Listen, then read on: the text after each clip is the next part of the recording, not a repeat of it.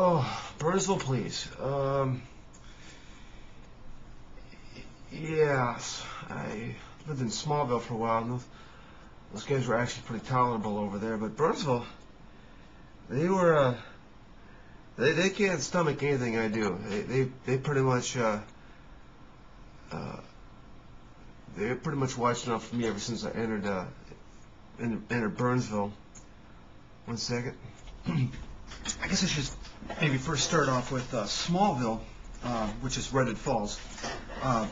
See, there's some of the officers there knew me from high school, so they currently are officers there. So, I guess having a rapport with my hometown, and I could do things there that I can't do in Burnsville. I didn't know this.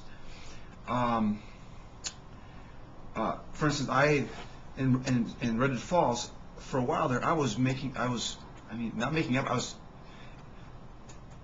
stating reports of people doing some weird activity on the supernatural end, okay? Some weird reports. And they simply took it in, and they said, that's Chris Roller. He's just doing his thing. And the guys there are really cool at Smallville. I did have one problem with the guy, Derek. He's actually was on my teammate on my tennis team in high school, but he bent me over pretty good. I got to talk about him, I guess. One second. I'm going to just stick with first names here of some of these people. Yeah.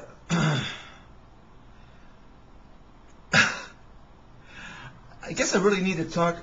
I'll have another link. I'll put it at the Smallville Police Station. Although they merge. They merge somewhat, so I almost have to talk about them together. Give me a second here. Yeah, just look at Smallville Police first, and then understand their nature of things. And I'm doing some pretty odd stuff. Okay, I was submitting reports of supernatural activity occurring. Okay, and they took it in, and nothing happened. Nothing, like no mental institutions or anything. But in the process, when I was in Smallville, I was making letters of people who have tried to kill me in this weird world, this imaginary world of mine, which might actually be true. I was to my dentist here in Burnsville, and there might be a link for that. But he filed a report on me for suspicious activity, you know. So here's I'm accusing him of trying to kill me, and he submits to the police officer, and I get a report on. I didn't hear anything. I just found out about when I got the police reports from Burnsville that this thing had been made up, and it was made up by the reports by a woman. I'm finding the Burnsville Police all my reports are almost all, if not all, by women, and it gets pretty. It gets a little ugly. It gets a social crucifixion. They women don't kill. They socially kill. They socially kill. They crucify you. And this is what's whoa. But Derek from Smallville, he had a hand in one of these things. I'll explain this in a little bit here. Anyways, the laws of Dukes of Hazzard, which is in basically the entire state of Minnesota, the way it works is, they basically pick and choose what version of English they wish to believe in the statute whenever they choose whatever fits their needs. So what happened is that same statute, which was written, basically says if you offend anybody, no matter what your intention, misdemeanor. So I'm under the impression that, geez, anybody could be offended by my website and file a misdemeanor on me. I realize how easy restraining orders are to get issued, but a misdemeanor can be issued that easy. Well, let's find out that it's only easy whenever Chris Roller is the defendant, because I had a chance to be on the offensive end of this, and I was laughed at for trying to get some action done. Well, now you need the officer saying you can't do that. You need to there needs to be a warning involved. Well, I said, well, what was my warning? Well, you had to talk to your lawyer, right? Well, what if he was a reject? You know, I mean, of course, there's my lawyer, there's the prosecuting attorney in my case, and there's a judge, and not one of them could realize that this is ridiculous. But that's just the way God works. I understand that God works in weird ways, but I mean, this is just getting bent over. That law was made for with a warning, then you get a misdemeanor. I had no warning, and again, it's the wording. If you read it, depending on the way you read it, it could say first time. But when I was asking for help, what happened is that the person I was asking for help was, well, let's step into a different story here. One second. So this is around March, April of 2007 when this thing with this truth under oath, where people are having trouble lying to me under oath. Well, there was for a while there. It was interesting. It wasn't just lawyers were having trouble lying to me outside the courtroom, but people were having trouble lying to me depending on the level of activity that had been in my life, especially illegal activity in my life. It seems like they had trouble lying now under oath. So one of them was Candace, my manager at Raven Hill Apartments, and so I'm asked. I wasn't really serious, and I wasn't even trying to get her in trouble. I was just trying to test this oath thing. So I was like, "Have you guys been trying to kill me?" I've been. I'm like asking. I kind of like Candace, but I was like, have you guys been trying to kill me? And I was getting back no response. So I try again. I ask her again. One second. So I'm asking, the second time, and no response. And so I go to the office, and I'm asking her. I'm asking Candace, what is the what's going on? I'm telling her that people are having trouble lying to me under oath, and seem like people are trying to have you guys conspired to kill me, and she's just tongue tied. She's just standing there tongue tied. I would have expected to say, no, Chris, no, we have, but she looks like she's just dumbfounded. She's, like I say, tongue tied and just can't say anything. Wants to say, no, Chris, we haven't done anything. So I go eat some cookies and coffee, and they're doped, and so then. So then she hasn't said anything about the conspiracy thing. I get back to my email, and there's an email that says, "No, Chris, we haven't conspired against." This is the portion in which these doping somehow affects my spirit, and next thing you know, people can now talk normally to me. We can now lie to Chris. Oh, thank God, we can lie to Chris. And this is going to be good. And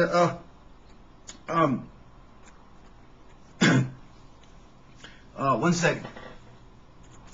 I want to state there was a first email I sent off asking if they tried to kill me, and she did respond and said, "Chris, we're not conspiring to kill you." Oh, as I said, "Oh, listen, we're conspiring. I mean, that's present tense. I meant the past. Can we say we have never conspired to kill Chris Roll?" So I've asked for another one, and that's when this doping occurred. I think they were trying to respond. It's like they couldn't press the click button, the send button on the email. And then the doping occurred, and then she was able to send it. When I was in the office, she couldn't say anything, and then I ate the cookie and coffee, and next thing you know, I get back to my apartment, and then the email's there. Yes, Chris, we haven't done anything. The problem is there was a confusing thing about. I wasn't to show you, but there's like two. Normally, when you respond, there's a Chris, Candace, Chris, Candace. And what was happening is in the reply it was Candace. There was no Chris in between. It was like something got messed up in the email server somehow. So I responded and I said, "Well, what's this all?" And I said, "Some fluke occurred here, And she tried to do this. It was like the doping occurred, but it caused a little bit of anomaly in the response that somehow, she can't respond to herself. In other words, she can only respond to me, but that the message that came back to me indicated that she responded to herself, 2 messages in a row. So she never responded on that one. But anyways, I was just like, this is kind of interesting. I'm not really trying to get, Raven in. I'm not really trying to get anybody in trouble. I'm just curious about this oath thing. I mean, this is kind of powerful that nobody can lie to me under oath, right? I mean, this is, all right, people are locked under oath. I'm like, maybe I should get the police involved in this, and see what happens then. I mean, see if we can do anything with that. And that would turn into a nightmare, because that was right around May 1st. I said, well, look, I just want to test this out. I just want to see what would happen if I take the police over to Raven Hill. I'm not really trying to get anybody in trouble, but to see what would happen. Yeah. What would happen is that I would walk into the police station, and guess who I would meet? Beverly. And I'm telling them I'm God, and I've got some safety concerns, and I just want to see if you guys can come over to Raven Hills and see if these people are locked under oath with me, and we can talk them over, just ask them some questions. If they can't lie, then maybe we got something on our hands. And they're like, sure, we'll help you. You see that ambulance out there? Literally took about 30 seconds. As soon as I walked in the place, about a minute later, there was an ambulance out there waiting for me. And I got to figure out where to post that. Hang on. Well, look under psychiatrist for most of that story when I got caging, but I got institutionalized for 72-hour hold again for, I guess I'm a threat to society or myself or something. So that was just a big, massive pain in the butt, because I sort of wasn't, I know, it just caught me by surprise a little bit, but sucked is that it cost me, I ended up going to a hospital, and I eventually ended up in the VA. And one second. What I realized from that is that there's if you want to get an ambulance by your side, you could scream fire, or you could scream I'm God. You scream I'm God, you're gonna get an ambulance there much quicker. Yeah. That's the moral of that story. I do believe that Raven Hill had already contacted the police when I was writing them these letters, and then so the police are getting wind that Roller's on his kill rampage again, or he's accusing everybody of killing him, it's like, and so we're gonna have, so he's a crazy man again,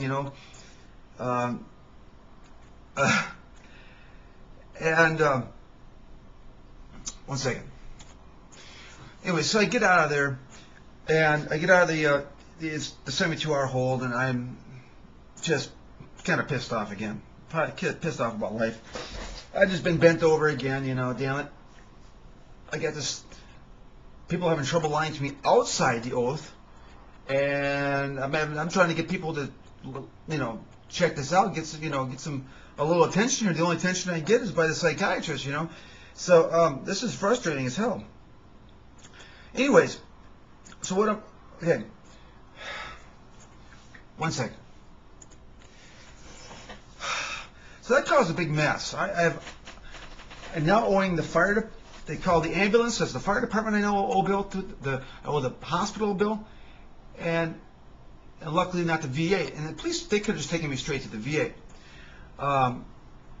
And I was talking to to Dan, a sergeant there, about this, and he says, "Oh no, we had to do what we did, the way we did it." And I was like, "Well, where's the statute?" And he can't ever show it to me. He just insists that this is the way it works. And I told him, "Hey man, a while back in Smallville and Redwood Falls, they took me straight to New Ulm, in the police car, He's like, whoa, that's not how it works here." And then I eventually pressed on that, and it turned out that he couldn't cough up the statute. So they cost. So I've got this 2 or 3 bills that I'm trying to this created a big pain the way they did this. I mean, this wasn't just that I got cooped up. I can handle getting cooped up, but they caused all these bills for me. Now I'm responsible to pay them. Somehow they think that I'm a threat. I walk in their place, they got the sidearms, and they think somehow I'm a threat. So, and then they cost me all these bills. It's like, just getting bent over. One second. So in the process of this truth under oath thing, I'm finding that this is around October of 2007, where it sort of made it global, or it's just becoming much more solid globally now. And I got my police records from Burnsville Police. And I got them, and it says the following.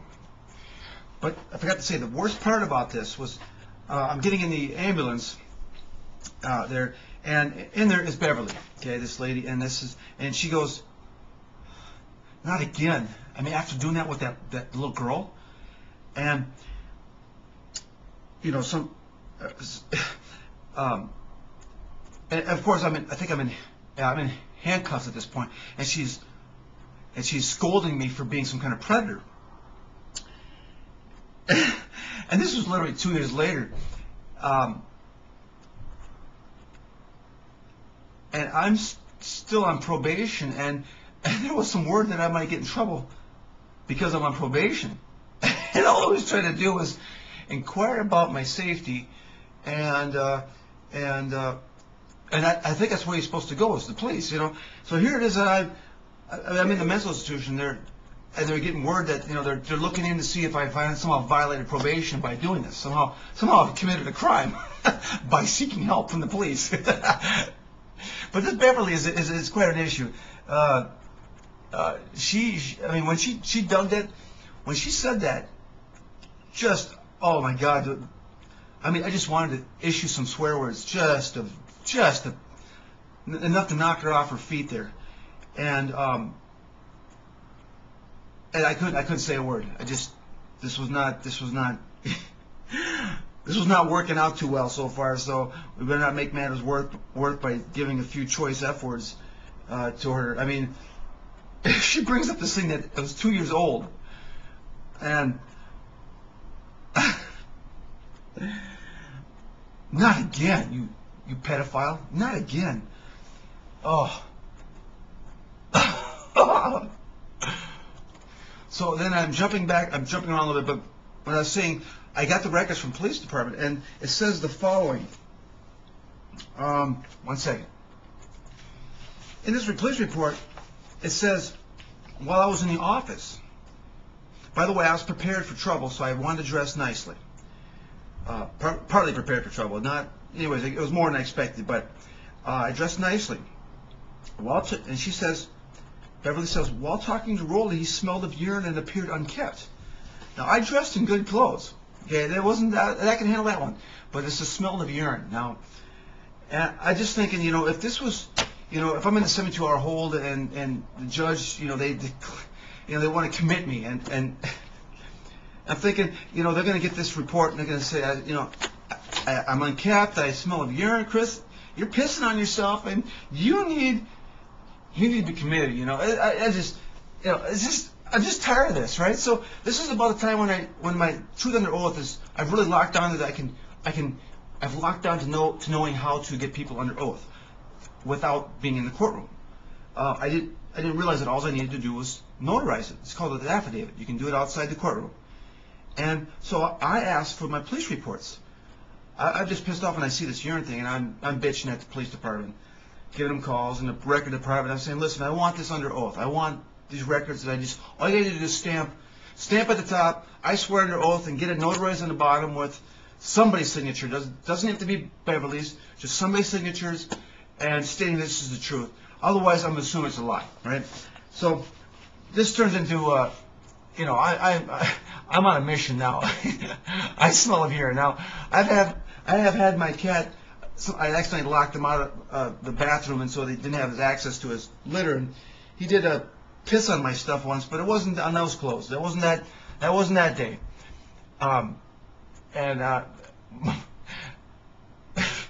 Anyway, I just was just like I was on a mission now. Now I smell of urine, so now I'm pissed. anyways, they wouldn't do it. They wouldn't sign these things. That's just the beauty of how it works. Is, you know, when you want it officially declared that I'm smelling of piss, nobody wants to sign that one, you know, or when I'm legally pissing on myself. Anyways, so I find this a lot whenever I ask for statements of people under oath. Of they start going uncomfortable. I'm not going to do that. I don't have to do that. I don't need to do that. I don't have to. You gotta. That's only something in court. I'm like, no. I'm just like, you know, I would just like to know for sure, you know, what's going on. It's always it's got some excuse after another not to do this. So I'm talking with Sergeant Dan. One second. So I'm telling Dan, listen, you know, I want to apply that. I got accused of a misdemeanor for somebody bothering me, and it doesn't even need intent. I would like to file that same misdemeanor on Beverly. He's about ready to laugh his ass off. He thinks it's one of the funniest things. I said, well, it happened to me. I didn't get a warning. Dan says you got to get a warning. There's no. She needs to have a warning. How she was? I said, this happened twice. She seems to keep bothering me about this thing. It seems to be a constant problem whenever I'm dealing with the police. And this is like harassment. She must hate my guts, you know. So I'm like, I want that misdemeanor. And he goes, well, he's like I say, he's laughing. He's like borderline laughing at this. You can't do that, you know. That requires warning, and it requires a constant. I say, well, it happened twice. And in the statute, when I got it read to me, it said it just happened. Once was fine, and no intent needed. No intent. And no, well, I'm not going to file that. No, that's ridiculous. So it's the Dukes of Hazzard law system in which, you just kind of do. Oh, you just do things. You know, it's. I'm stuck in a hard place in a hole, whatever. This Dan is, I believe, Beverly's boss, or sergeant, however that system works. And whew, I don't meet many guys that are firecrackers. And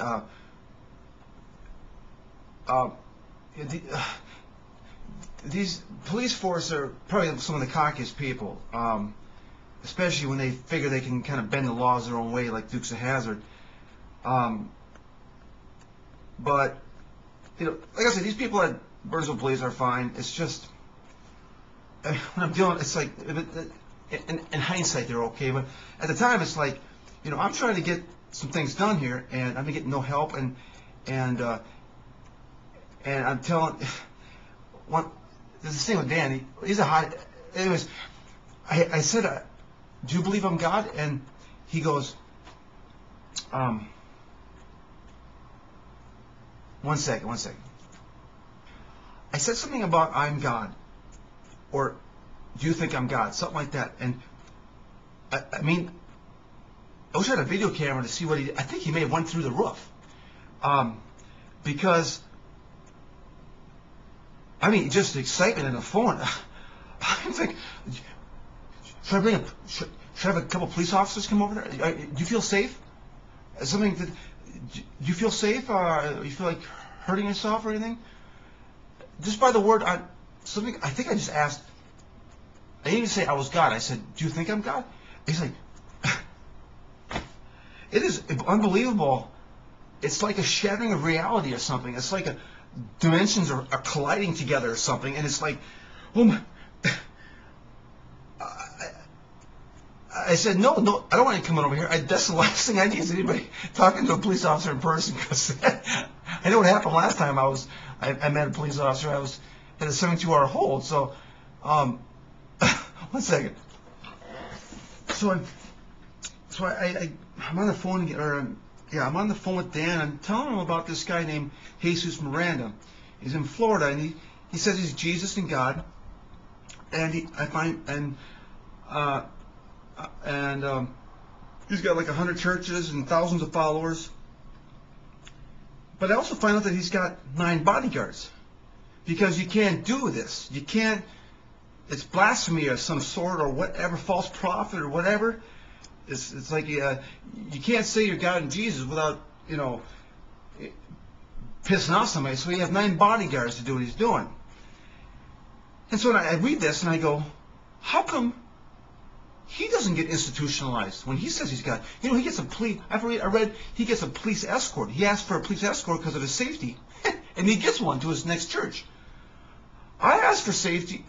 I asked for help in my security, and I get cooped up in a mental institution. I mean, it's all funny in hindsight, but God dang it, man! When it costs you bills, it's like, it wouldn't be so bad if it was just going to the VA for the institution there and watching the show there. You got to look at the psychiatric link to see what happened in that place. But I mean, it's the bills thing. It makes it hard to. It's entertaining to get cooped up, but it's not exactly a fun time trying to figure out a way to pay the bills. I mean, the way it works is it's my bill. They could cart me wherever they wanted to. They could bounce to 8 different places before they got me to the VA that day, and I'm responsible for the bill. And I just beg to differ, and I fought it the best I could and tried to get some assistance. It's a weird system. They can authorize anything they want, and I got to pay the bill. And they're the ones that it's all in their mind. They think that I'm the one that's in danger.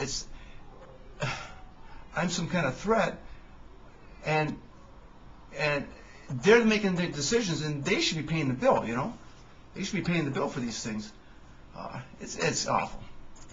Anyways, with Dan, we're discussing, this God thing. He says, "You're not God." I said, "Well, I'm telling him about these court things." I said, I'm asking people to tell me they're not God under oath, and they're not doing it. And it's a complete, like, in the ear, out the others. They don't listen to that kind of stuff. They just hear, and it's like it doesn't matter. It doesn't matter.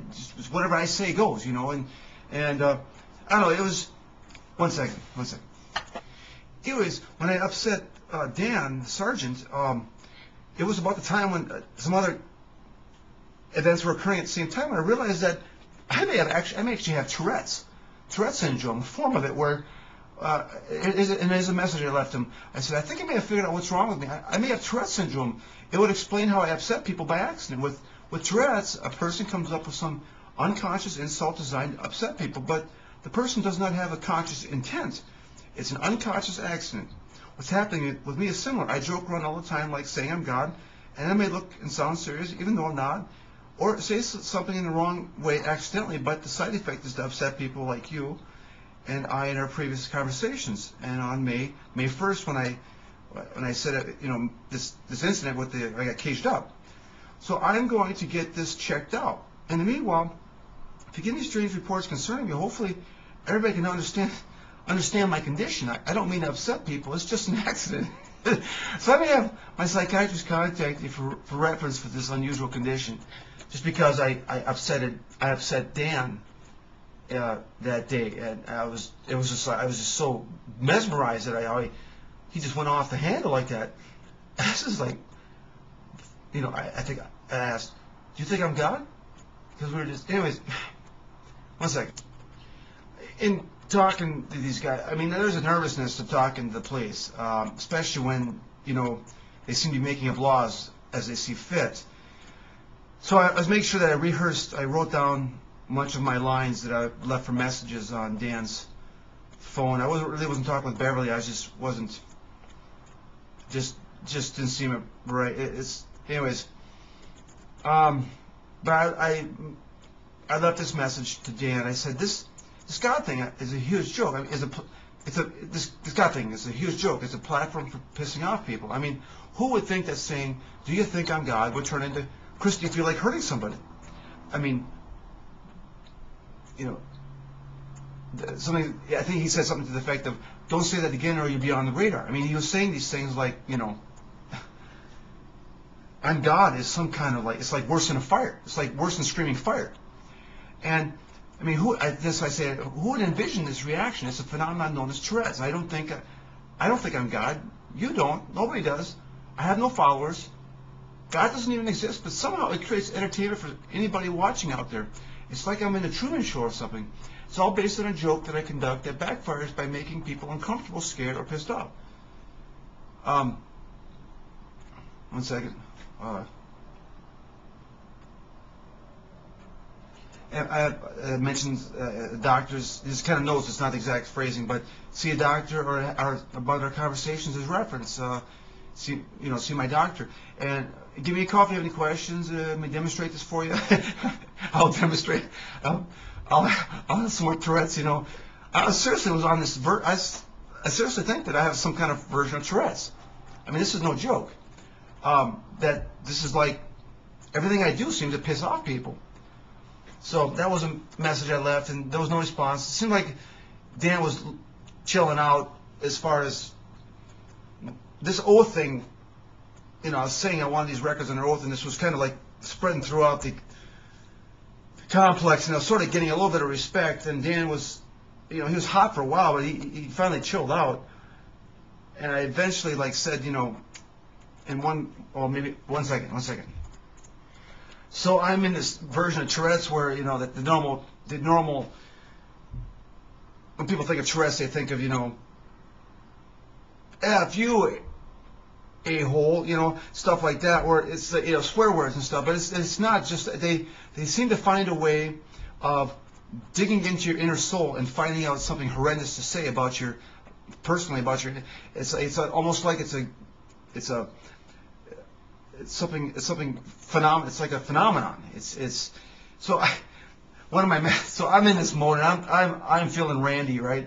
Not randy, but feeling brave. So I start off. I did this with. I start off with a message to Dan. I say, "F you, a-hole." I say, "Yeah, that's my Tourette's." So I'm showing him what this Tourette's is like. I was talking about, this God thing's a joke. Jesus died for his sins. Jesus gave. Wait, one second. Let me read this here first. 1 second. I know they had to keep these messages that I left on Dan's machine, but it's like I start off with "F you, a-hole." I'm God. That's a joke. It's a joke. Jesus died for our sins. Jesus gave us a license to sin. These are all a joke. On a serious note, though, these are the things I say. Jesus gave me a license to sin. That's what Jesus died for our sins. It's kind of a joke that I was making up. On a serious note, though, what I do now is ask Beverly and my psychiatrist for official reports, but this time in a legal manner. But they don't send it because it's a lie. You nearly reached the phone with your handcuffs for alleging that Beverly Price committed a crime against me. I did this. I alleged that Beverly did something wrong. He was like, "Oh yeah, you I didn't tell you about that." But I was like, she committed.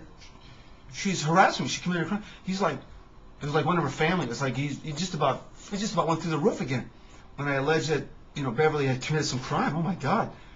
You were steamed at the thought that somebody committed a crime against you and your family. I wish I knew how that felt to be wrong. And the reason why you could get so mad is because you wield the gun, badge, handcuff, judges. You have status, you're a professional, and interpret the law a la Dukes of Hazzard.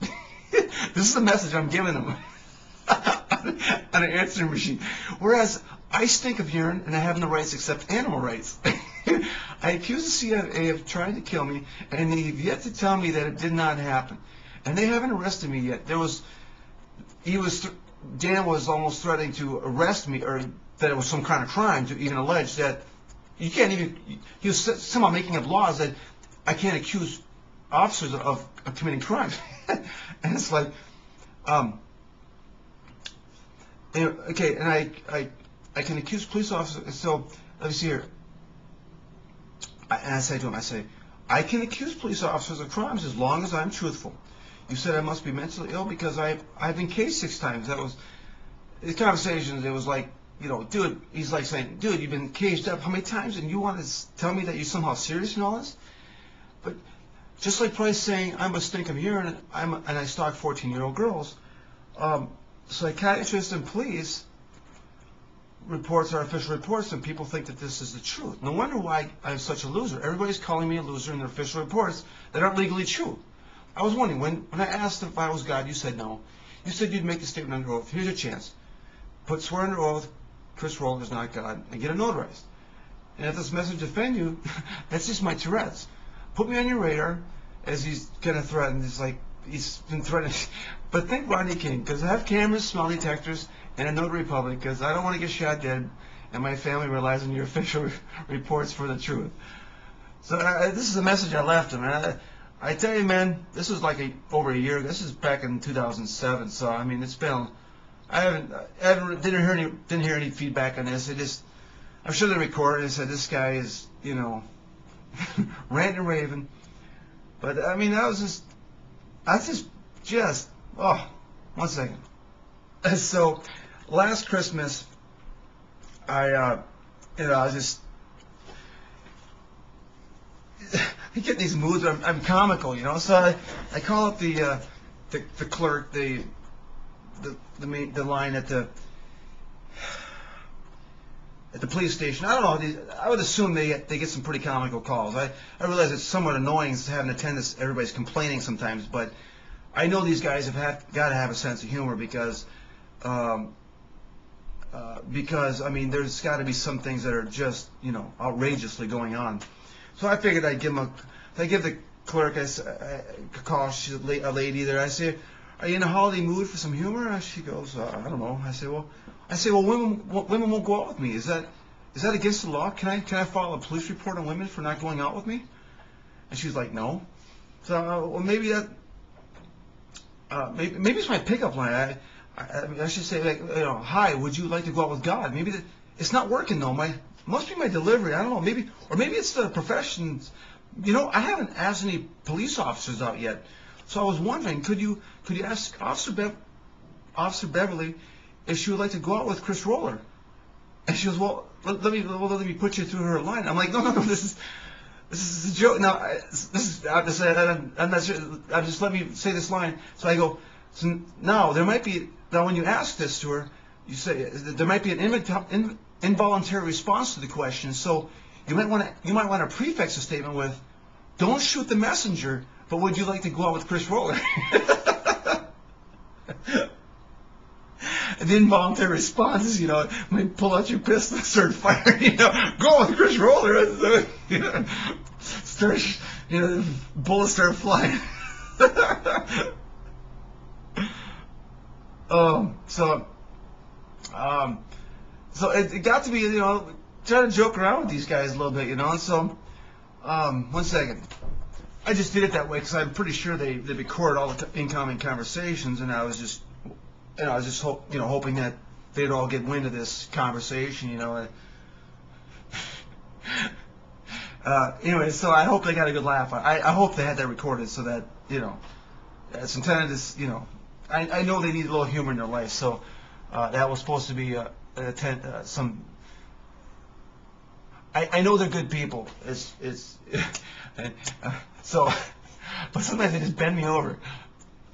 So, maybe you're curious of my sense of humor, and like I say, I was in reciting this video, I realized just how much I was kind of joking around with these guys, and I realized they are human. They're humans who deal with a lot of pain in the butt sometimes, and maybe could use a little humor. So that's why I do this, and it's a serious job. It's just that anyways,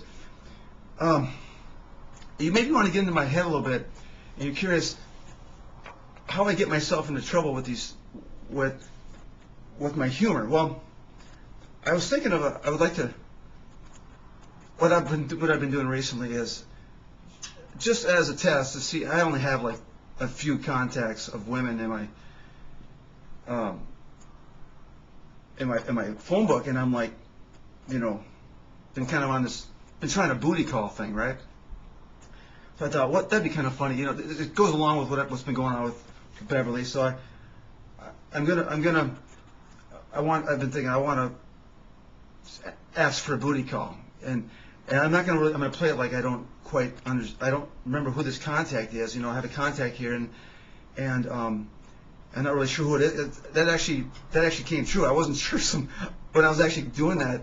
I wasn't sure if I was calling my teacher or something and asking for a booty call. I couldn't remember who was who in my contact list, so I just thought it'd be kind of funny to simulate that it was a Beverly, and I didn't know who that was, and you know, you know, I'm not sure who you are, but you know, maybe we you know, made out or something. I mean, maybe you know, for a booty call, you know, and so in preparation for this, part of my problem is that I do not know where my sense of humor should stop.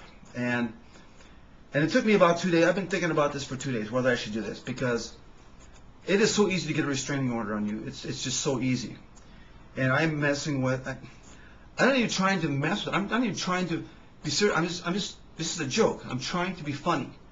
My problem is I got a misdemeanor for trying to be funny before. And it's like I have this sense of humor, and I just don't. I take it to the edge, and I don't know when to stop sometimes. And so I've been thinking about this, and I've been asking some people, you know, what's your thoughts on it? You know, it's completely legal. And you've got you'd have to be a butthead to not understand that this is a joke, and they'd laugh this off. This is a funny phone call, and you send this off to the other officers, and they go, hey, somebody asked, you know, Beverly for a booty call, you know.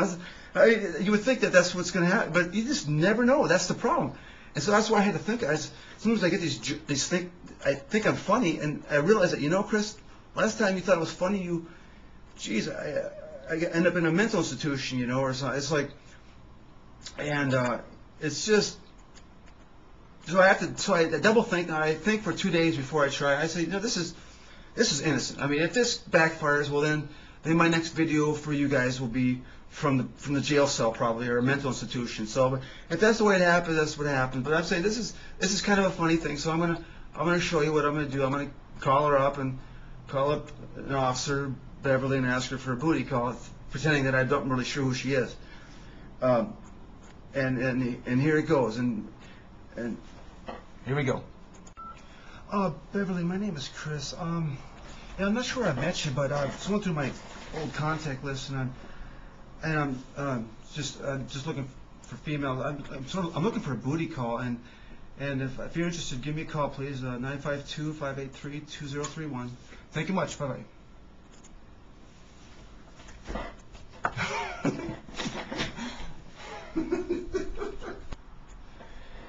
And so now you've experienced a little bit of my humor and how I push it to the edge. I mean, like I say, if Jimmy Kimmel eats your heart out, buddy, you compete with me for the Mr. Jokester, but I don't know if you got the nads to do that one.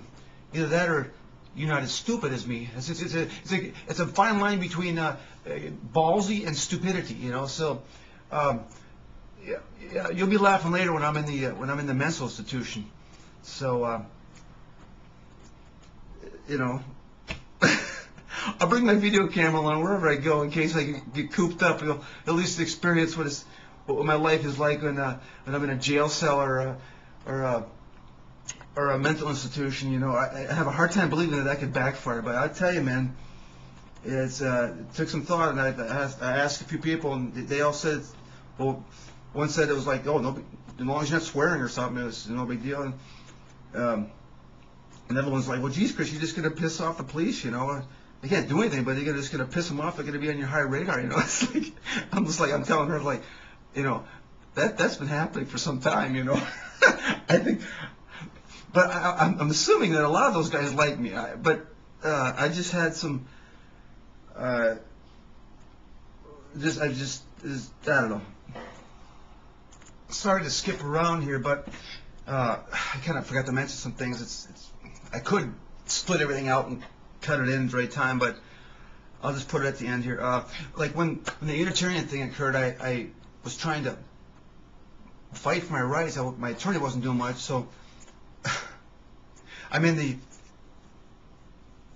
police station saying, hey, you know, this, you know, I'm going to court for this thing, and I'm letting you know what's going on here, and this, and they're like, I had mentioned that I say I'm God and stuff, and there's two guys, and it seems like there's I get a demon and an angel paired up all the time, and one of them, the demon, goes, I don't know how you can live with yourself with this God thing, All right, wait, one second, let me think of what he said. It was some kind of religious statement, I think that's pretty much what he said. It was kind of a blasphemy, like I'm blaspheming God. It's I don't know, but it's just I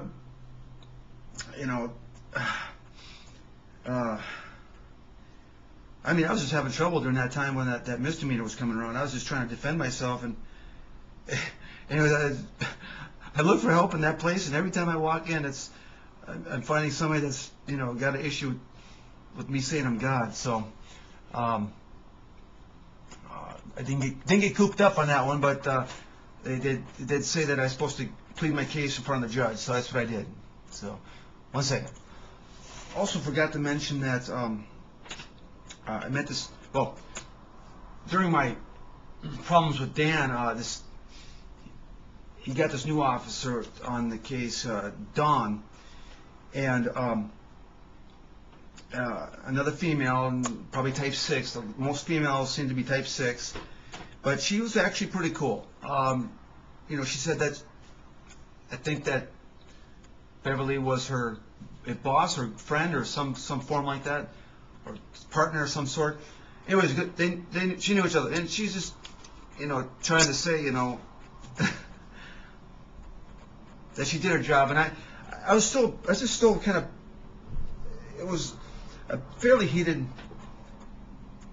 I was just still pissed off at this urine thing, and I was like, it's actually there's a statute for it's called forgery. If you forge a document, it's intended to deceive, and that's what that was. And I said, I even threatened. I said, if I ever get the chance, I press charges. It's a 3-year prison sentence for that.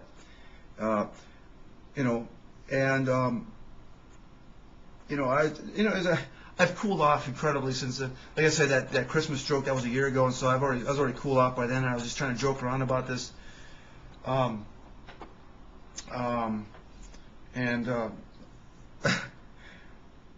knows? Maybe I'll get a booty call from a police officer tomorrow or something. Booty call. I come in and they put me in jail cell, and I get conjugal visit. That's what it's going to be like, But with Dawn, I started emailing her. I was starting to tell her, I was trying to let her know of some things that are going on in my courtroom. I started sending her some of the court cases, and finally I was talking to a couple police officers, one over in Savage as well, another woman. I don't know. I was surrounded by. It's just they're easy type 6s, and it was a method of communication. Let them know that what I'm doing is I'm trying to be legal here, but I don't know if it made much of an impression. It's just it was a way of letting me know that what I'm doing here is fairly legit and legal, and I had no problems with Dawn, and Dawn was cool. Again, I was over this a year ago, so I think it's sort of a funny thing, but I did get bent over, and it's all funny in hindsight, but when it's happening to you, it's like ouchie wouchie.